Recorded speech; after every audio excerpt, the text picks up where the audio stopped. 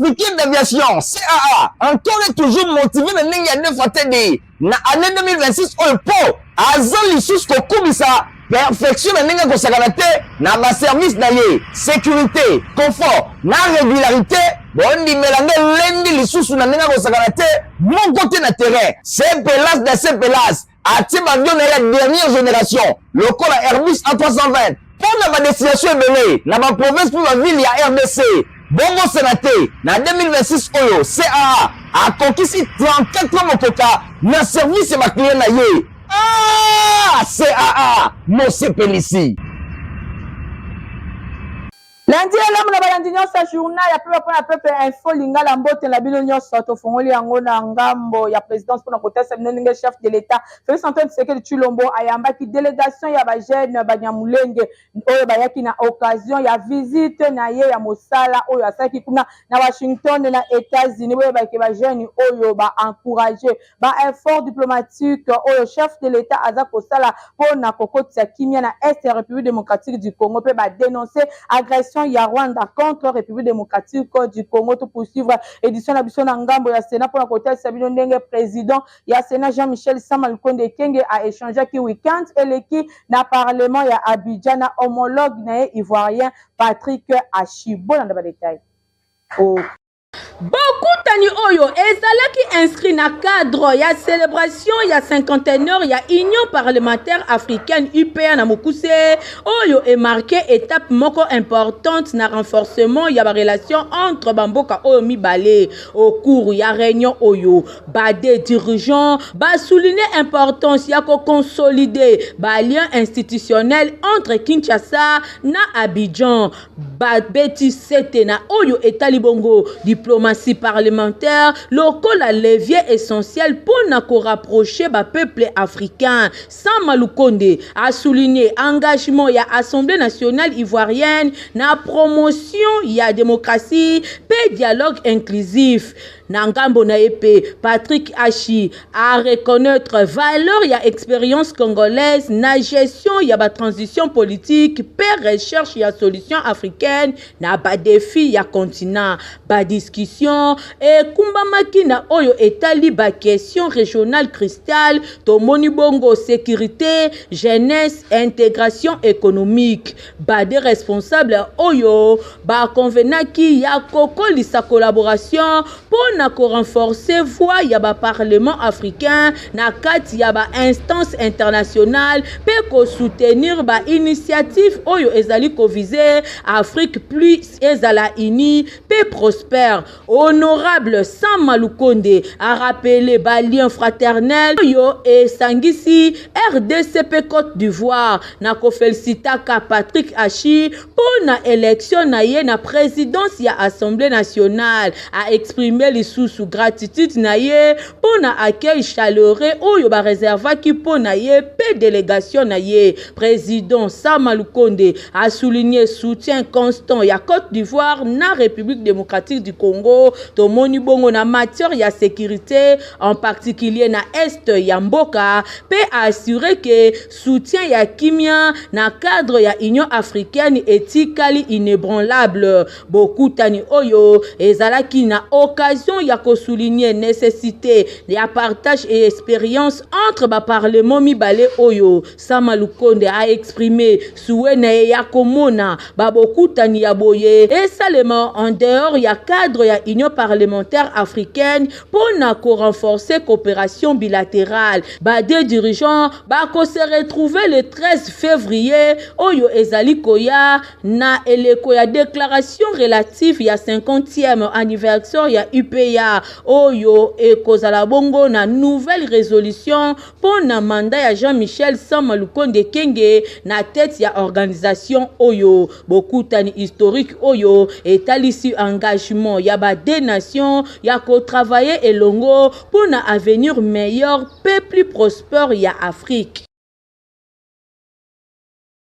La mission officielle na Washington du 2 au 6 février 2026 pour retenir que vice-premier ministre ya économie nationale Daniel Mukoko Samba a multiplié qui ba rencontre stratégique pene ya chef de l'État Félix Antoine Tshisekedi Tshilombo et Rutema Pinde Fabrice Lundemba. Pesi ba détail. Na mission officielle na Washington, na États-Unis d'Amérique, du 2 au 6 février 2026, vice-premier ministre, ministre de l'économie nationale, Daniel Mukoko Samba, a multiplié qui rencontre stratégique pénépéné à chef de l'État, Félix Antoine Tshisekedi Tshilombo. Objectif qu'on consolider partenariat stratégique où ils allaient présenter déterminant pour l'avenir économique Yamboka. Moment clé ya visite Oyo Ezala Kibongo, installation officielle pour na comité ya pilotage conjoint entre Kinshasa na Washington. Boye structure Oyo Ezali créé na cadre ya accord bilatéral Oyo et outil kozala conclu. Yango et kozala chargé ya kolandela pe koluka ndenge nini orienté mise en œuvre ya ba projet prioritaire parmi ba projet Oyo corridor ya lobito ezali considéré local la premier levier concret pour la mise en œuvre ya partenariat stratégique entre RDC na États-Unis d'Amérique na service ya intégration régionale sécurisation ya ba chaîne ya approvisionnement pe sous transformation économique ya RDC boy na ba échange Oyo et longona ba responsable américain pe ba milliers d'affaires bo simba ke Daniel Mukoko Samba vice-premier ministre en charge ya économie nationale a plaidé ki pona ba investissement moko responsable Oyo e kozala bongo capable à créer ba valeur ajoutée locale pe le sous ko favoriser transfert ya ba technologie Oyo e koluka ko améliorer climat des affaires na République démocratique du Congo. Ministre de l'économie nationale Daniel Mukoko Samba a détaillé ki ba 3 catégories ya ba projet stratégique Oyo ezali soumis na ba partenaires américains. Il faut rappeler que l'accord prévoit 3 types de projets. Des projets stratégiques désignés par la RDC. La RDC a déjà transmis la liste initiale de ces projets stratégiques désignés. Deuxième catégorie, c'est les projets miniers qui sont proposés par la partie congolaise à la partie américaine. Et la troisième catégorie de projets, c'est des projets miniers pour lesquels la RDC ne jouit pas de la totale. Les listes de ces projets avaient été transmises à la partie américaine. Selon vice-premier ministre, ministre de l'économie nationale, Daniel Mukoko Samba, mission Oyo et Zali Kotalisa, retour en force. Il y a une institution financière américaine dans la République démocratique du Congo, paix volonté, il y a chef de l'État Félix Antoine Tshisekedi Tshilombo, il y a bâtir coopération Moko Oyo et Zali fondé dans transparence, paix dans respect, il y a souveraineté nationale, paix ba retombée concrète pour la population. Bo Simba pe boye ba kenanzela ya offensive diplomatique économique Oyo, ba autorité ya République démocratique du Congo, ba zali kozela surtout ko transformer ba intention nyonso na ba résultat moko tangible Oyo kozala na service ya développement pe ya prospérité ya mboka.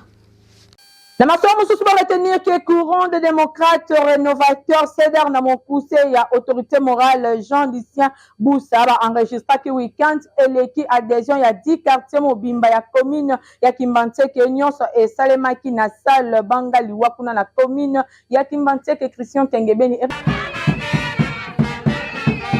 Et yinde qui m'a samedi 7 février 2026, kuna na Tchangu, précisément na commune ya Kimbantseke, pambate courant de démocrates rénovateurs, CEDER na mokuse, parti cher ya mwana mboka, Jean-Lucien Boussa Tomba, bondi melanga na nzela ya président fédéral ya Tchangu, Serge Mbala, bakisela kaye mo pepe ya sika, bozwa nanu eloko oyo.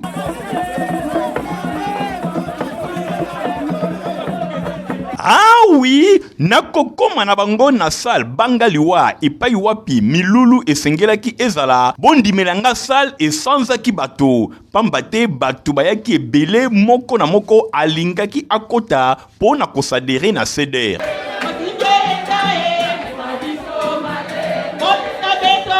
Mutu ya liboso ya kozwa maloba ndeko Freddy eko sondeni agoli epai wapi apesaki merci epai ya président fédéral Serge Mbala na ndenge azotika ete ya mibale secrétaire national adjoint en charge ya implantation pe recrutement Athanase Aozobi na kolobake ezali esengo makasi soki idéologie ya CEDER ezali kondima na base na bango ya misato vice-président interfédéral Joël Nitu atalisaki hiérarchie à parti kobanda na autorité morale Jean-Lucien Boussa, président AI Alexis Mondonge Bambulu, sima eyaki moma ya adhésion ya 10 quartiers mokoka na commune ya Kimbantseke pour na kondima vision ya Jean-Lucien Boussa Tomba. Au nom de l'autorité morale du courant des démocrates rénovateurs, son Excellence Jean-Michel Boussa, au nom du président AI, l'honorable sénateur Alexis Mondongue, au nom du président interfédéral, les camarades Jean-Pierre Ndomo Kabengele, ici représentés. En vertu de l'article 65 des statuts, qui stipule les animateurs des organes locaux sont nommés par le président fédéral. Nous prenons ce jour à témoin l'assistance et l'autorité du parti. Et nous avons, comme nous venons de le dire, le pouvoir d'installer ce jour les animateurs des 10 communes politiques de Kimbanseke. Osimba pe boye bakena milulu oyo ba cadre ebele ya courant de démocrate rénovateur bazala qui présent. Ceder Tchangou, moto epela. Première réunion, il y a des cadres provinciaux, il y a Union congolaise, Icona Mokuse, parti Chor, il y a autorité morale, Daniel Mukoko Samba, et Salema Kibongo, na nouveau siège, na bango, na secrétariat exécutif provincial, il y a Iko, Kinshasa, Kuna, na commune, il y a Massina, héritier Mapine, mi Francis, Kanza, Loko, Kafarus, Lundo, Mbapé, c'est nous détails. Première réunion, il y a des cadres provinciaux, il y a Union congolaise, Icona Mokuse, parti cher, il y a professeur Daniel Mukoko Samba et Salemaki dimanche 8 février 2026 dans siège Nabango, il y a secrétariat exécutif provincial, il y a Kinshasa, Oyo et Zwami na commune ya Massina. Beaucoup tani Oyo to rencontre stratégique et Zalaki na cadre, il y a dynamique, il y a structuration, il y a redynamisation, il y a parti na niveau, il y a base. Na ordre du jour et Zalaki, séance préparatoire, il y a grande activité, il y a samedi 7 mars 2026, journée provinciale Oyo et Komarke Mingi, inauguration officielle, il y a siège provincial Nabango, action Oyo grâce na échange de V, Pelisusu, présentation ya ba animateur, il y a comité provincial, ba structure Misusu ya parti, na niveau ya ville province ya Kinshasa, Misala Izala qui dirigeait na secrétaire exécutif provincial adjoint Jean Makassi, na présidence ya Sep Bredge Engalim Firi Obama, figure engagée infatigable, il y a Union congolaise, Pelisusu,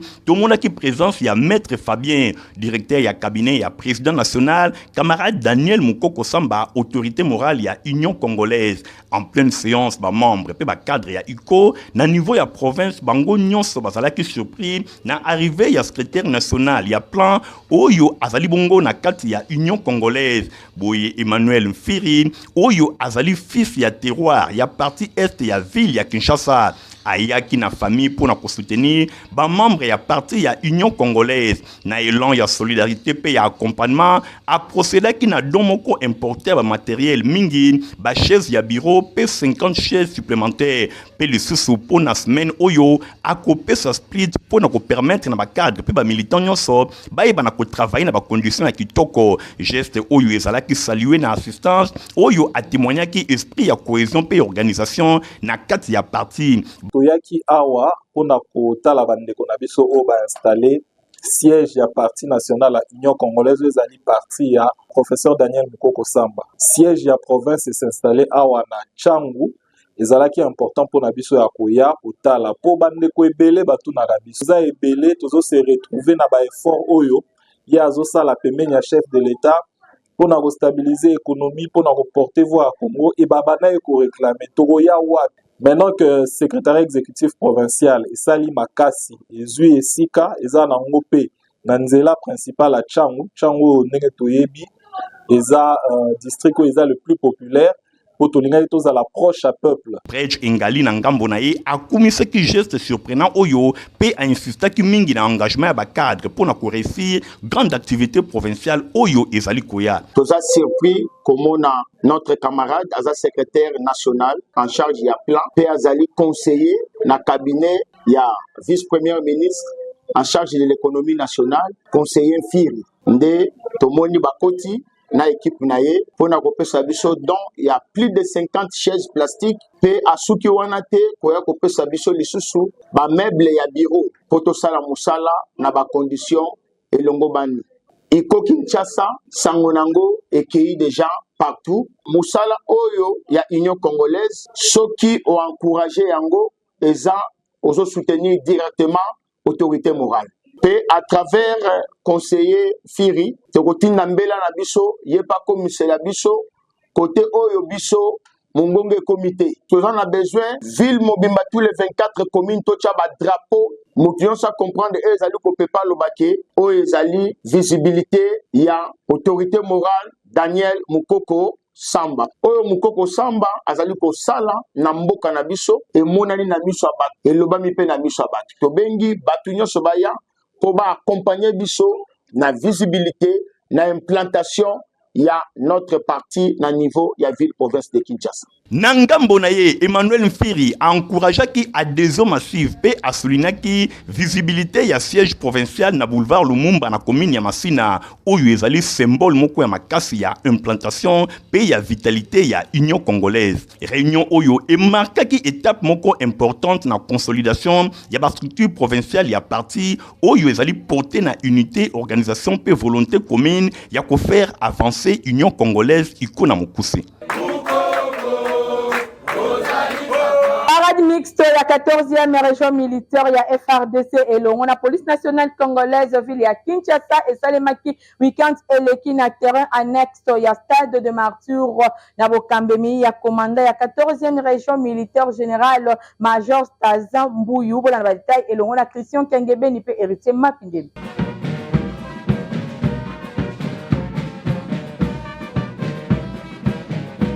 Commandant la 14e région militaire a sengi na ba unité nyonso ya garnison ya ville ya Kinshasa bazala na vigilance respect ya ba institution nyonso oyo itiami. Commandant la 14e région militaire pe commandant task force ville ya Kinshasa général major Stazin Kizimu a présidé ki parade moko ya kafu ya garnison week-end eleki ezala ki bongo na terrain annexe ya stade de Martyr et pa yoapi a s'adresser ki na ba élément ya ba unité ya force armée ya République démocratique du Congo pe ya police nationale congolaise ville ya Kinshasa général Stazin Kizimu kaka na maloba na ye a présentant ki bave et pa ya chef d'état-major général ya ba FRDC pe ya commissaire général ya police nationale congolaise na ba militaire pe ba policier nyonso ya ville province ya Kinshasa. Commandé à 14e région militaire ataki accent mingi na trilogie alobelaki na terme oyo armée pe police et longo na population a insisté ki alobi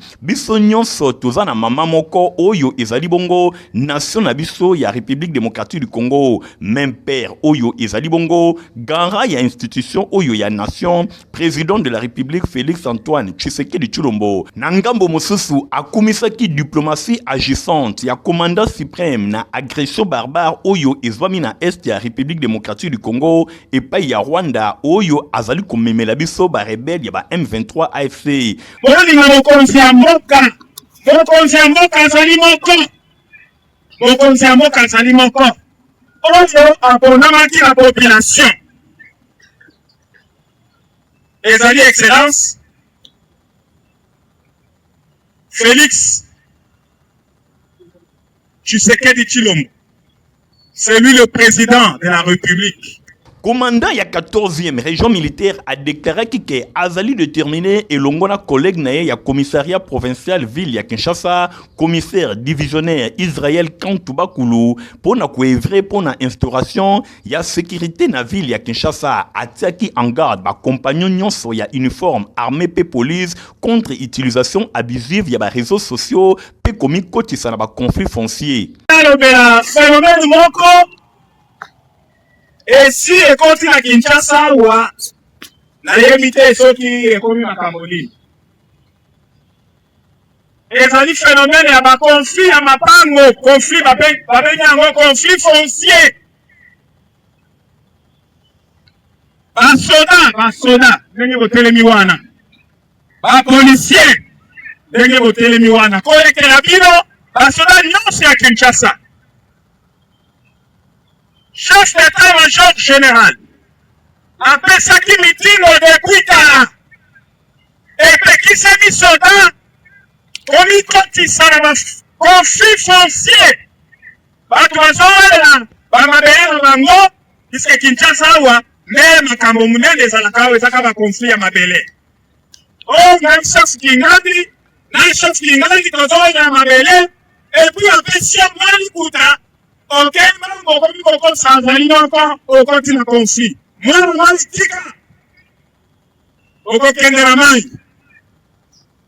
Boye bake défilé mde et clôturaki cérémonie oyo défilé ya kafu kafu et pa wapi ba militaire pe ba policier ba talisaki et loko ba ibi kusala.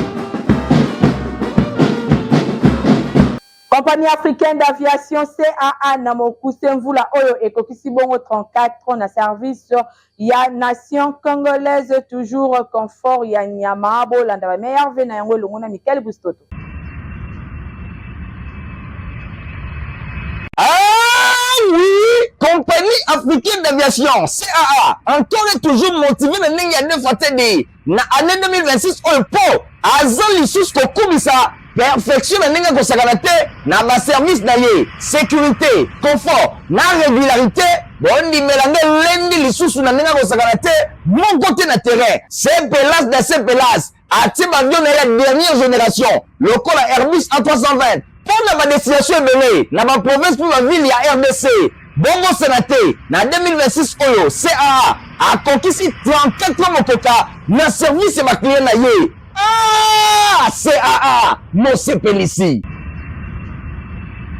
Honorable Maotwene Elia Selembao azaki diplôme de mérite week-end eleki na maboko ya dynamique des enfants de militaires engagés pour la République. Voilà na détail elongo na Igon Tingipe Christian Kengebeni. Honorable Maotwene Papa Selembao, Dieu les responsables, a passé que week-end de mon côté très chargé. Misala Kitoko et Zanga Kate Kobo Tambuma. Awa tozana siège ya ONG naye Congo de l'espoir. Azalaki surpris comme on a l'isanga ya bana ba militaire. Oye ba sangana na dynamique babengi dynamique des enfants de militaires engagés pour la République. De mer na mokuse. Bayaki kopesa yi diplôme de mérite pour la Misala Kitoko. Oyo ye azali kosala. Bana ba militaire balobi azali kosalisa misala kitoko na komini ya Selembao, misala ya kobundisa makambo etali bosoto, misala ya kokure bakanivo, azali kobundisa pe insécurité na komini ya Selembao sur le plan professionnel kolobate ba formation ya ofele ezali kopesama na nzela ya ONG Congo de l'espoir grâce na honorable Maotwene Dieu les responsables na micro ya Info Lingala yemoko atalisi esengo na ye. Na pesi bango merci mingi na ndenge bakanisi pour encourager ngai sur leads oyo ngai nazosala na terrain na Kinshasa en général et en particulier na Selembao na makambo etali sécurité oyo mokonzi mboka azobunda nango ntango nyonso na makambo etali éducation to enseignement de base oyo chef de l'état prunaki gratuité nango ngai awa pe nazobunda kopesa ba formation ya ofele na ba cours ya langue auto école informatique et coupe couture esthétique et j'ai ebele. Et na pesi bango merci pour toza ebele na Kinshasa awa choix na bango ko tomber likolo na ngai eza eloko ya mokete. Toko komona eloko oyo geste basali eza par exemple eloko la mokie. Mais pour na ngai eza profond, eza une façon ya encourager ngai ya koyeba ke musala nga na salaka et mona na kana miso ya bato eza na bato balandaka biso de près ou de loin. Bongo na sima réunion moko ya kafu kafu esalemaki honorable Maotwene Papa Selembao Dieu les responsables azali pe moko ya ba au cadre na parti politique ba bengi Alliance des Congolais progressistes ACP na mokuse parti cher ya autorité morale honorable sénateur Gentini Ngobilambaka masolo elekaki vraiment kitoko ezalaki occasion pona au cadre o ya ACP apesa idéologie ya parti ndenge ACP ezali kotambola na ba oyo ba kotisika bayeba ndenge nini ACP etambolaka pe koluka bato misusu oyo bazali banda basadere na parti politique oyo babengi ACP ya autorité morale Gentini Ngobilambaka. Dans le couloir, il y a un enseignement possible que élève ya maternelle, ya complexe scolaire Mama Pemba D. École ya fondation Nerombungu, bazala qui na visite guidée na supermarché oyo ezwami bongo na des bonhommes na commune ya Matete la Dilandu héritier Mapidem.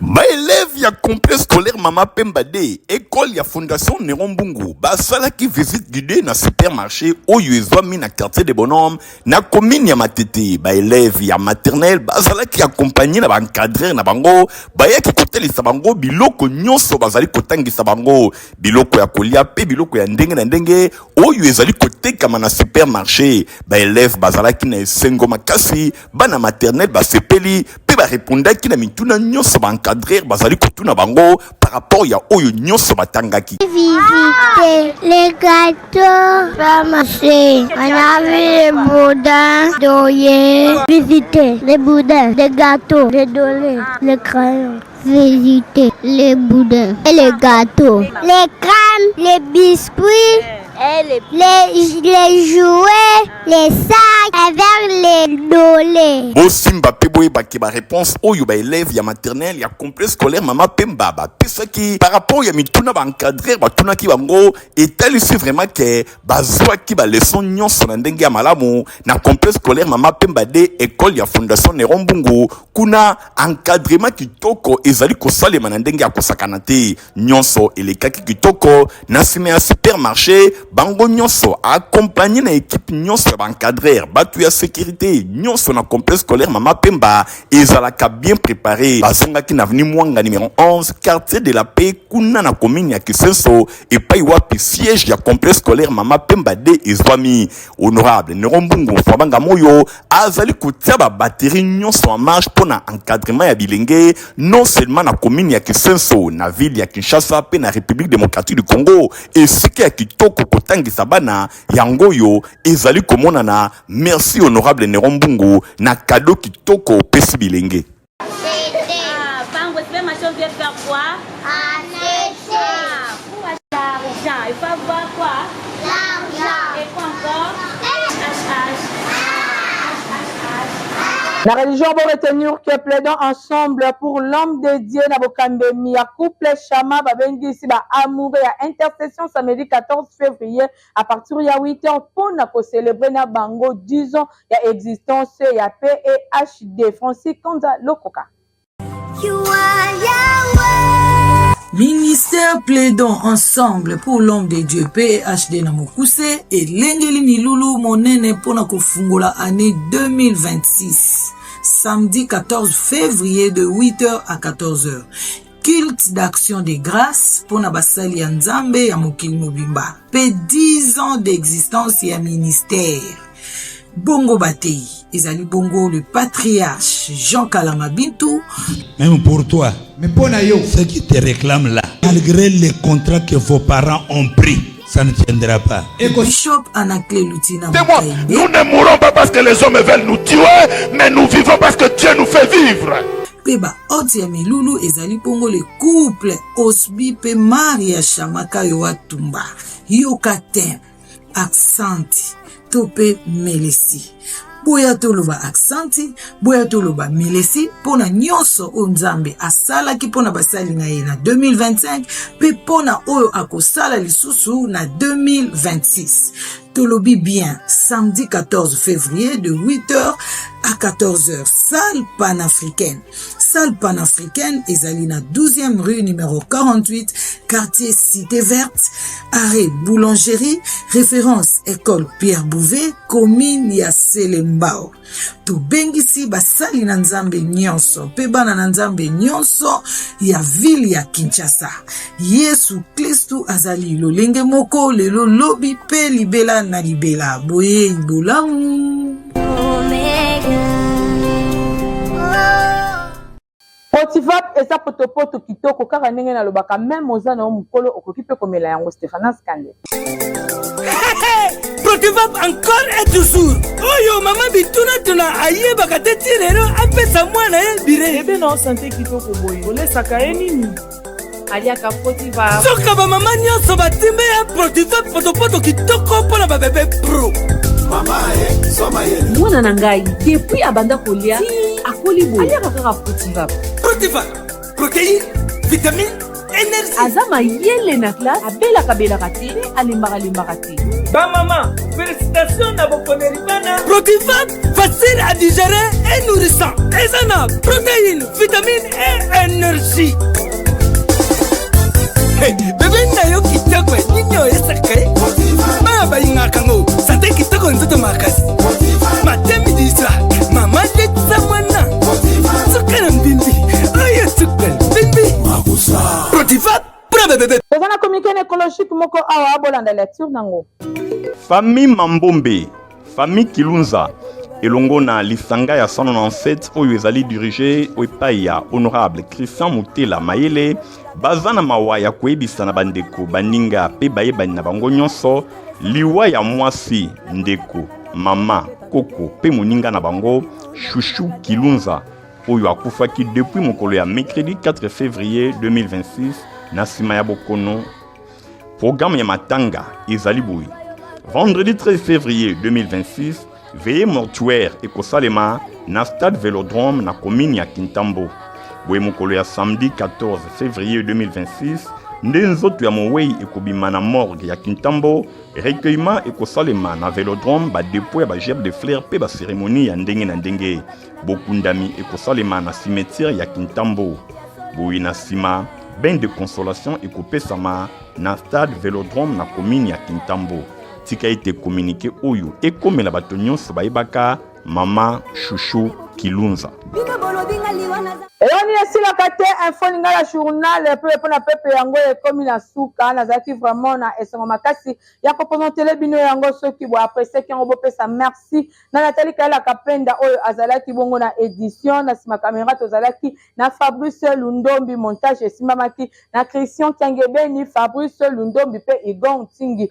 Journal ya pepe ezaka supervisé et pas héritier Mapine Mbandeko Boti kala malam. Au revoir. Ah oui, compagnie africaine d'aviation CAA encore et toujours motivé na ndenge ya ndefatedi na année 2026 oyo po azali lisusu kokumisa perfection na ndenge kosakana te na ba service na ye sécurité confort na régularité bondimelange lendi lisusu na ndenge kosakana te moko te na terrain c'est pelas de ces pelas atie bavion na ya dernière génération lokola Airbus A320 pour la destination ebele na ba province pour la ville ya RDC bongo sénaté na 2026 oyo CAA a conquis 34 motoka na service ya ba client na ye. Ah, CAA, Mose Pelisi.